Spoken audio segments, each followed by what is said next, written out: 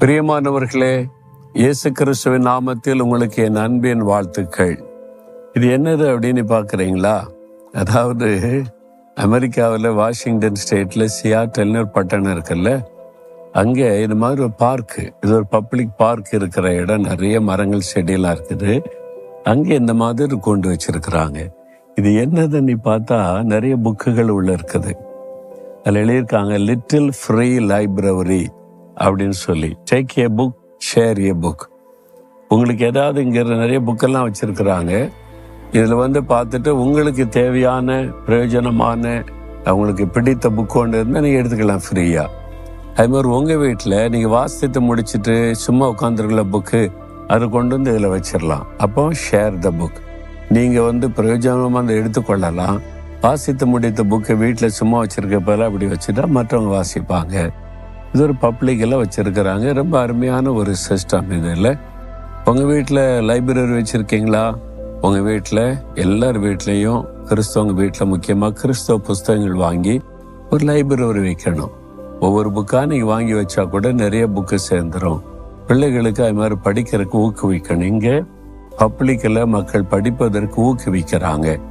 இந்த மாதிரி உங்கள் இடத்துல கூட நீங்கள் செய்யலாம். சரி, இன்றைக்கு ஆண்டவர் எனக்கு என்ன வசனம் சொல்றாரு அப்படின்னா, யோவான் 14:14 என் நாமத்தினாலே நீங்கள் எதை கேட்டாலும் அதை நான் செய்வேன். உங்களை பார்த்து சொல்றாரு, என் மகளே, உனக்கு ஏதோ தேவை இருக்குது, சுகம், விடுதலை, ஆசீர்வாதம், நன்மைகள், வேலை, அல்லது உன்னுடைய தேவைகள் என்னது, என்ன தேவைனாலும் இயேசு என்கிற என் நாமத்தினாலே நீ வேண்டிக் கொண்டால் அதை செய்வேன் என்று இயேசு வாக்கு கொடுக்கிறார். வாக்கு மாறாதவர். இதுவரை இந்த ஊழிய பாதையில் ஆயிரமான அற்புதங்களை நான் பார்த்திருக்கிறேன். எல்லாமே இயேசுவின் நாமத்தினாலே நடந்த அற்புதங்கள் தான்.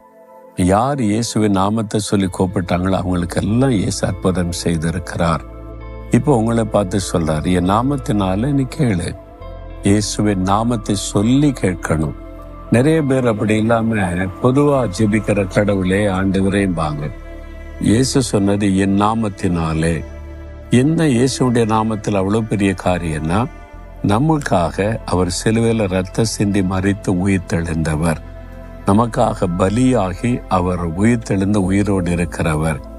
அதனாலதான் இயேசு என்கிற பெயரை சொல்லும் போதுதான் நம்முடைய ஜெபத்திற்கு உயிர் உண்டாகிறது, ஜெபத்திற்கு ஒரு வல்லமை கிடைக்கிறது. அந்த ஜெபத்துக்கு தான் பதில் வரும்.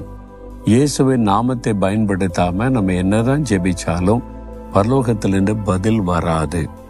அதாவது சிலர் லெட்டர் எழுதுவாங்க, சிலர் பெரிய இந்த எக்ஸாம் எழுதுற பேப்பர் இருக்குல்ல, அதுல மாதிரி 10 பக்கம் 15 பக்கம்லாம் எழுதுவாங்க. எழுதி அவங்க மனசுலக்கெல்லாம் எழுதி நான் பதில் அனுப்பி விரும்பி அனுப்புவாங்க. நீங்க ஒரு கடிதம் எழுதுறேன்னு வைத்துக் கொள்ளுங்க. ராத்திரிலாம் உட்காந்து ரொம்ப நேரம் யோசி எல்லாத்தையும் ஊழியக்காரருக்கு எழுதுவோம், நமக்காக ஜெபம் பண்ணி பதில் தருவாங்கன்னு எழுதி மணிக்கணக்காக உட்காந்து எழுதி கண்ணீரோட எழுதி பெரிய கவர்ல வச்சு அதை ஒட்டி போஸ்ட் பண்ணிட்டீங்க. ஆனா அட்ரஸ் எழுதல. என் அட்ரஸ் எழுதாம போஸ்ட் பண்ணிட்டீங்க. அதுக்கு பதில் வருமா? அந்த கடிதம் போய் சேருமா? சேராது. பதிலும் வராது. ஏன்னா அட்ரஸ் இல்லை. இயேசுவின் நாமத்தை சொல்லி ஜெபிக்காத எந்த ஜெபமோ அட்ரஸ் இல்லாத கடிதம் மாதிரி. அது பலத்துக்கு போகாது, பதிலும் வராது. ஒரு சமயம் சென்னையில பக்தி உள்ள ஒரு குடும்பம், கிறிஸ்தவர் அல்லாதவர்கள், ரொம்ப பக்தியா தெய்வ வணக்கம் செய்யறவங்க, ஒரு முறை ஜெபிக்க அழைத்து நான் போய் அவங்க வீட்டுல அவனுடைய ஒரு பிரச்சனைக்காக ஜெபம் பண்ணி விட்டு வந்தேன். ஆனா அவன் ரொம்ப பக்தி, கடவுள் பக்தி. ஆனா இயேசு பற்றி அதுக்கு அறிந்து கொள்ளவில்லை. நான் போன பிறகு சொன்ன பிறகு கொஞ்சம் தெரிந்து கொண்டது. அப்ப நான் சொன்னேன், இயேசுவே அவங்களுக்கு உங்களை வெளிப்படுத்துங்க அப்படின்னு சொன்ன போது ஆண்டவர் ஒரு நாள் பிரத்யட்சமாய் தன்னை வெளிப்படுத்தினார். அவங்க நீங்க எங்க இருக்கீங்களோ நாங்க பார்க்க வரோம்னு குடும்பமா என்னை பார்க்க வந்தாங்க. என்ன விஷயம்னு கேட்டேன். அந்த சகோதரி சொன்னாங்க, கணவர் வேலைக்கு போயிட்டாரு, பிள்ளைகள் வெளியே போயிட்டாங்க, நான் மட்டும் இருந்தேன். அப்போ நான் இப்பவுமே நிறைய பூஜை பண்ணுவேன், நிறைய இந்த தெய்வ படங்கள் இதெல்லாம் வச்சிருக்கிறேன், ரொம்ப பக்தியா இருப்பேன்னா இயேசு எங்க வீட்டுக்குள்ள பிரத்யட்சமாய் வந்தார், என்னோடு பேசினார் சொன்னாங்க. என்ன பேசினார்? நிறைய காரியத்தை பேசிட்டு ஒன்று சொன்னார், மகளே, நீ ரொம்ப பிரார்த்தனை பண்ற, விசுவாசத்தோட கடவுள் நம்பிக்கையோட பிரார்த்தனை பண்ற. ஆனா இயேசு என்கிற என் நாமத்தை சொல்லி நீ பண்ற பிரார்த்தனை தான் பரலோகத்துக்கு வரும்.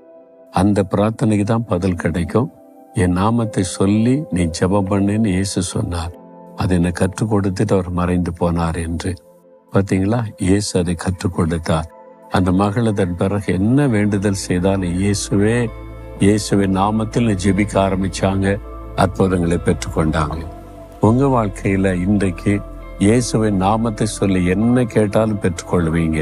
விசுவாசிக்கிறீங்களா? அப்படின்னா ஒரு நிமிட கண்ணை மூடுங்க. நசரேயனாகிய இயேசு கிறிஸ்துவின் நாமத்தில் இந்த அற்புதம் என் வாழ்க்கையில நடக்கணும்.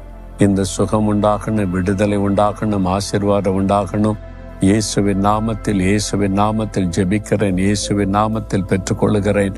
நசரேயனாகிய இயேசுவின் நாமத்தில் ஜெபிக்கிறேன். ஆமேன், ஆமேன்.